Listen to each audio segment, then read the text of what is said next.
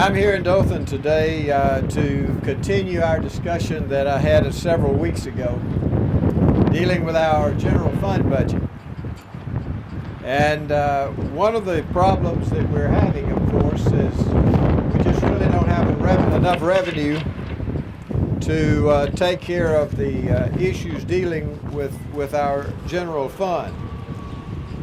A few minutes ago, I had the opportunity to meet with a number of our dedicated heroes who wear our law enforcement uniform every day, and they serve the people of our state. These troopers and our law enforcement personnel are really just normal, ordinary people, like the rest of us, but they go to work every day, and when a crisis does hit, they're the ones that respond, and it's so important that we have adequate troopers. Our legislature at the present time is considering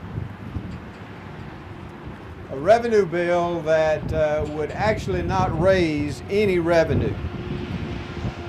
There are desperate cuts that would take place if this occurs. Our Alabama Law Enforcement Agency is certainly one of the most critical agencies that receives funding from our general fund. And I'm here today to discuss some of the impacts that would happen if this budget does pass. The most important impact I see in the Dothan area is the closure of the Houston County Trooper Post here in Dothan. Statewide, we would have 130 law enforcement officers that would be laid off and unable to patrol the state and to keep our people safe. The department would close 33 of 78 standalone driver's license offices across the state. In June of 2013, we launched the Agricultural Rural Crimes Unit. And if this money is not available, and if this budget does pass that has been possibly proposed, it would be closed down. The budget cuts that the legislature are considering would not only close this down, but as I've already mentioned, a number of our units across the state. Also, it would close down security for large events in the state. Just recently, yesterday, we had the Talladega 500.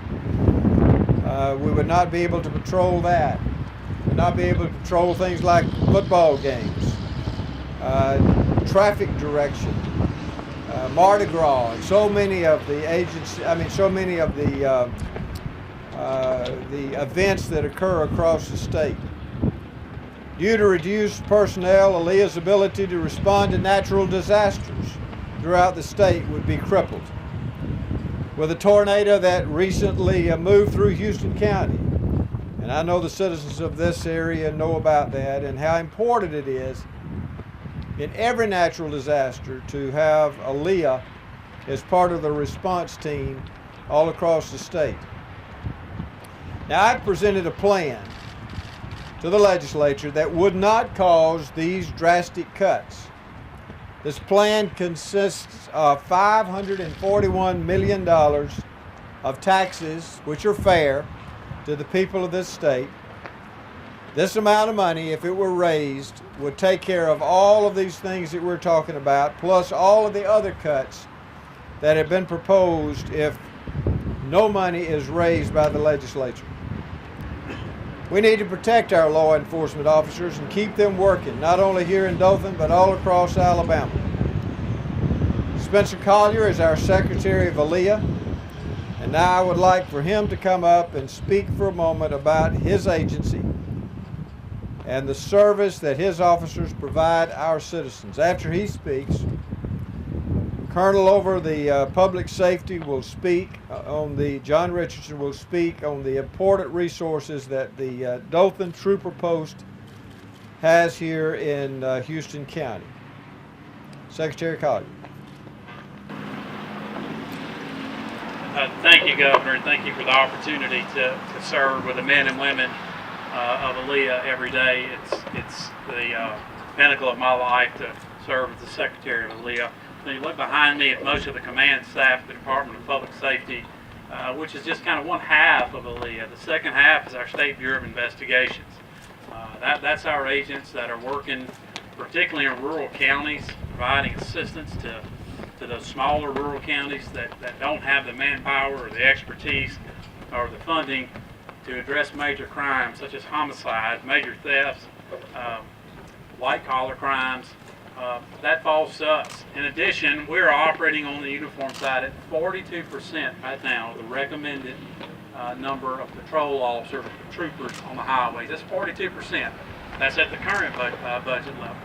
So what the legislature proposed is going to make something bad worse.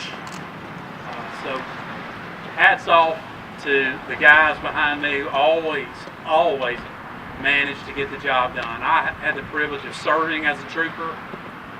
The pride of that job, the pride that these men and women have in carrying out their job every day, I'm just proud to be associated with them. To see us lose the resources, like losing the Dothan trooper post, is really unacceptable. So with that, I'll turn it over to Colonel Richardson to try to answer any questions, particularly to the patrol side, but I'll be available. And again, thank you for being here. Take a look around. We're proud of this.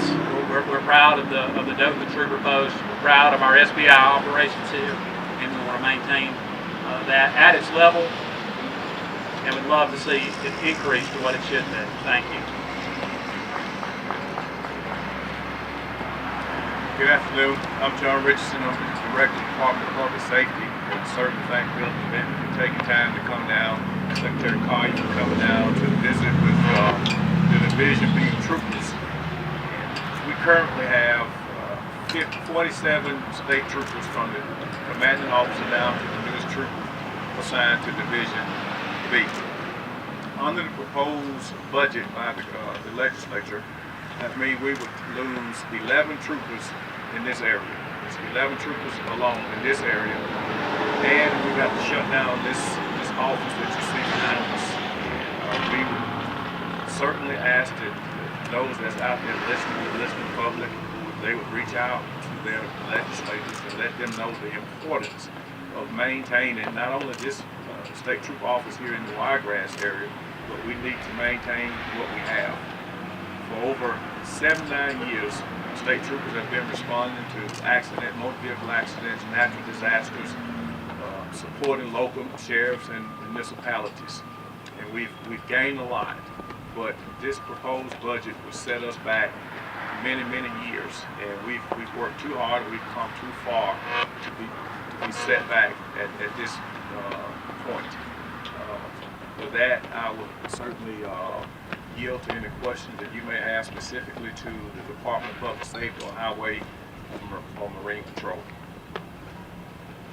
Would this proposed budget have almost immediate effects? Absolutely. Come 1st of October, you will see drastic changes in the way Alabama State Troopers and the ALEA operate. If you can further elaborate on the ripple effects it'll have on the local law enforcement agencies that depend on you all for support. In the Wiregrass area, you have great police departments and sheriff department, but oftentimes they don't have the manpower, not just the Wiregrass, but the statewide. Just a couple of weeks ago, state troopers were part of the first responders to the tornado that struck the Wiregrass area. Just a couple of years ago, you had certainly a tragedy that happened here, and it was the Department of Public Safety. He had state troopers down here, and we maintained a presence down here until that particular incident was resolved. So natural disasters, motor vehicle accidents, where you got traveling motorists up and down 231 going to the beaches. So they would see an immediate effect of less troopers on the road. I know that troopers have done some things already. I know that state troopers only allotted 2 uniforms a year, and I know that you've done some things to cut. Have you looked at other things that might help you to cut, maintain, be able to maintain staffing levels and remain budget exposed? Certainly through the leadership of the governor and Secretary Collier, we have cut all that we can. There's no fat left in ALEA. I can certainly tell you that.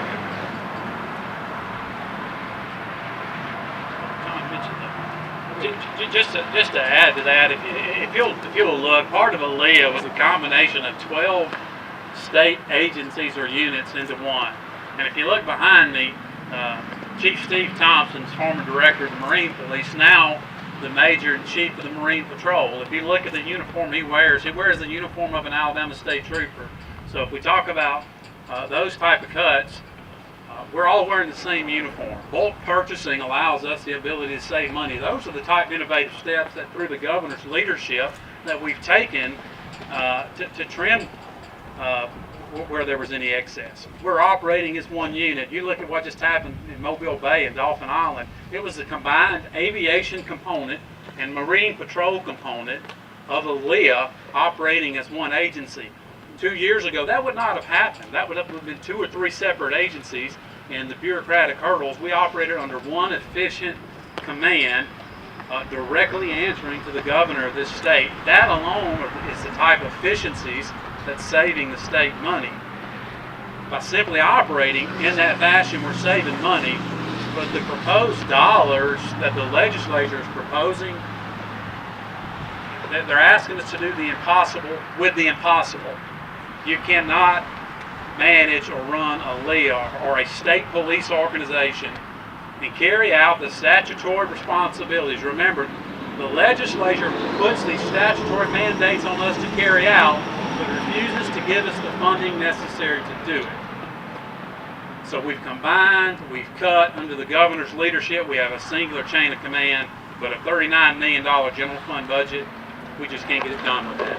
How much did you save by combining the agencies already? Multiplied over time just through attrition alone. Now, again, this is through attrition. Everyone's job is in place until they separate. We've identified 104 terminal positions. Most of those are senior level positions. We want to keep troopers and special agents on the road. We think we can manage that with fewer higher level executive staff. We've identified 104. When those 104 separate, that alone is a $10 million savings. We've already saved $1 million in IT costs alone by combining these agencies. That's happened since the governor's directed us to stand ALEA up. We're going to continue to see those savings, but we can't go from a $55 million budget to a $39 million budget and pull this off in 4 months. Consolidation is absolutely working, but they can't expect us to perform a miracle in 4 months. We're going to take questions here about this issue. Governor just had a lot of these statements from ALEA and other statements that you made. A lot of people in the public still think that this may never happen. How do you convince them that is that truly a reality if the cuts happen?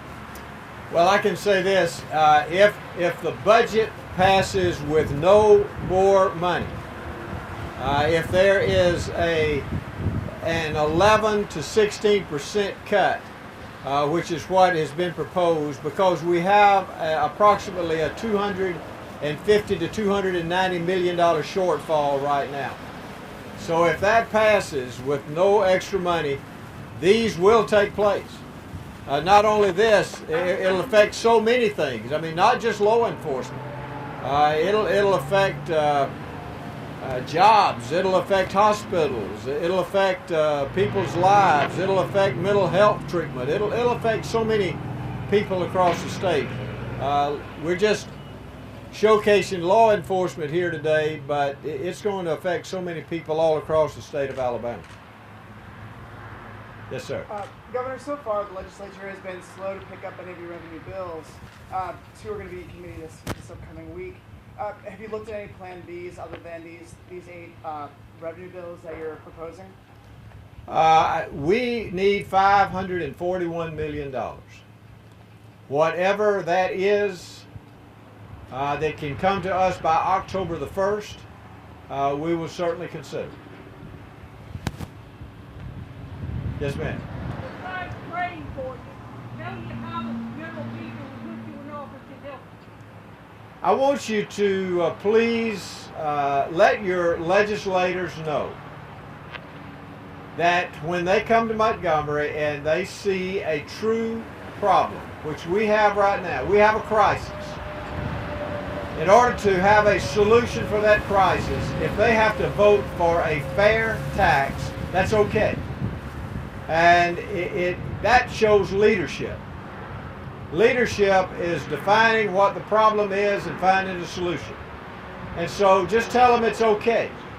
And I would like to say this, especially Representative Klaus, who is the chairman of the House General Fund Committee. He's doing a good job down here, and he's doing the best that he can. And so just encourage them. That's what I want you to do.